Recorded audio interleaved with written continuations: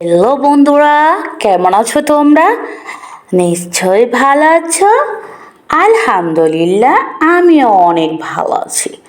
বন্ধুরা, আগের ক্লাসে তোমাদেরকে আমি যে লিখে দেখিয়েছিলাম, আজকে বন্ধুরা তোমাদেরকে আমি কে লিখে দেখাবো।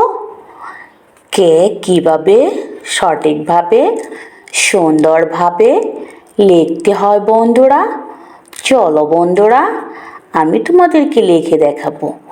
আর বন্ধুরা, তোমরা যারা এখনো খাতা কলম হাতে নাও নাই, তোমরা প্লিজ খাতা কলম নিয়ে আমার সাথে সাথে লেখা প্র্যাকটিস করো।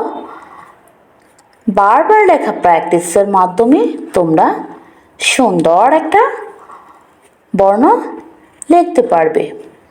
তাহলে বন্ধুরা আর দেরি কিসের, তোমরা এখনই লেখা প্র্যাকটিস করে ফেলো।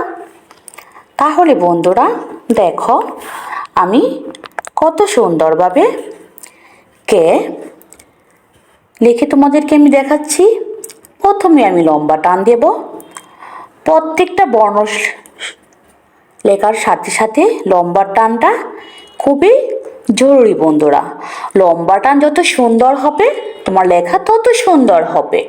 তাহলে বন্ধুরা দেখো, এই যে আমি একটা লম্বা টান এখানে দিয়েছি, এখান থেকে এইভাবে একটা বাঁকা একটা কনসেপ্ট, তারপর এখানে এইভাবে একটা কনসেপ্ট হয়ে গেল কে। তাহলে বন্ধুরা দেখো আমি তোমাদেরকে আবারও একটা কে লিখে দেখাবো। তারপর এখান থেকে এইভাবে একটা বাঁকা কনসেপ্ট, তারপর এখানে এই নিচে আরেকটা বাঁকা কনসেপ্ট। বন্ধুরা যখন এই বাঁকা কনসেপ্টটা দিবে তখন ফলো করবে, যাতে করে এই নিচে একটা বাঁকা কনসেপ্ট যখন দিবে তখন যাতে দুইটা টান এইভাবে সমান থাকে। ঠিক আছে বন্ধুরা? তাহলে বন্ধুরা দেখো আমি আবার একটা ফ্রেশ একটা কে লিখব। দেখো বন্ধুরা আমার দুটো টানই কিন্তু এখানে সমান। ঠিক আছে বন্ধুরা দেখো আমি আবারও তোমাদেরকে আমি লিখে দেখাচ্ছি। আমার কিন্তু কে লেখা হয়ে গেছে। আবারও আমি একটা কে লিখব।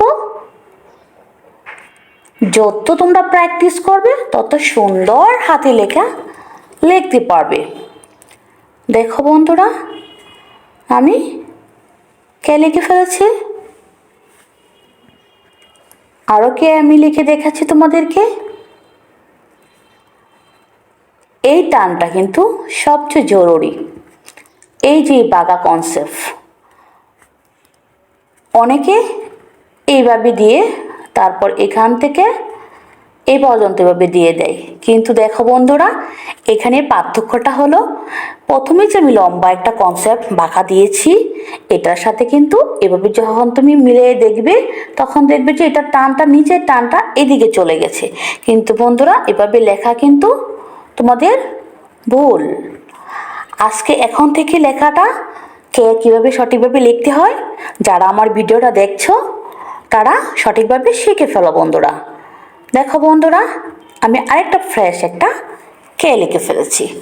তাহলে বন্ধুরা তোমরা কি করবে, তোমরা যেটা করবে সেটা হলো কানিজ ফাতেমা ইউটিউব চ্যানেলটা এখনই সাবস্ক্রাইব করে ফেলো।